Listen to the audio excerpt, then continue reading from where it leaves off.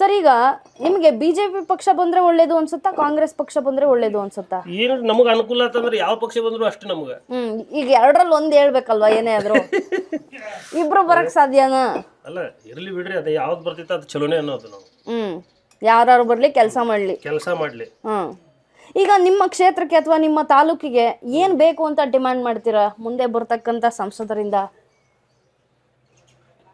ಈ ಕೆಲಸ ಮಾಡ್ಲೇಬೇಕು, ಅವರು ಇಷ್ಟು ವರ್ಷ ಇದ್ದವ್ರು ಮಾಡ್ಲಿಲ್ಲ, ಅಟ್ಲೀಸ್ಟ್ ಮುಂದೆ ಬರೋರಾದ್ರೂ ಈ ಕೆಲಸ ಮಾಡ್ಲಿ ಅನ್ನೋದಿದ್ರೆ ಏನ್ ಬೇಕು ನಿಮ್ ತಾಲೂಕಿಗೆ? ಏನು ರೈತರಿಗೆ ಏನು ನಮ್ಮ ರೈತರ ಅಂತ ಅಂದ್ಕೂಡಲೇ ನಮ್ಗೆ ರೈತರಿಗೆ ಯಾವ್ದು ಉಪಯೋಗ ಆಗ್ತೈತಿ ಅಂತ ಮಾಡಿದ್ರೆ ಚಲೋ ಅನಿಸ್ತದೆ ಇಷ್ಟಲ್ಲ. ಈಗ ರಾಜ್ಯದಲ್ಲಿ ಕಾಂಗ್ರೆಸ್ ಸರ್ಕಾರ ಇದೆ, ಹಾಗಾಗಿ ಕಾಂಗ್ರೆಸ್ ಇಂದ ಡಾಕ್ಟರ್ ಅಂಜಲಿ ನಿಂಬಾಳ್ಕರ್ ಅಂತ ಒಬ್ರು ಮಹಿಳಾ ಅಭ್ಯರ್ಥಿ ನಿಂತಿದ್ದಾರೆ. ಇನ್ನು ಬಿಜೆಪಿಯಿಂದ ವಿಶ್ವೇಶ್ವರ ಹೆಗಡೆ ಕಾಗೇರಿ ಅವರು ನಿಂತಿದ್ದಾರೆ. ಏನ್ ಅನ್ಸುತ್ತೆ? ಅಂಜಲಿ ನಿಂಬಾಳ್ಕರ್ ಎಲ್ಲ ಮಾಡತ್ತಾಳಲ್ರಿ ಕೆಲಸ, ಒಳ್ಳೆ ಕೆಲಸ ಮಾಡ್ತಾ ಇದ್ದಾಳೆ. ಅವ್ರು ಬಂದ್ರೆ ಅಡ್ಡಿ ಇಲ್ಲ ಅಂತೀರಾ?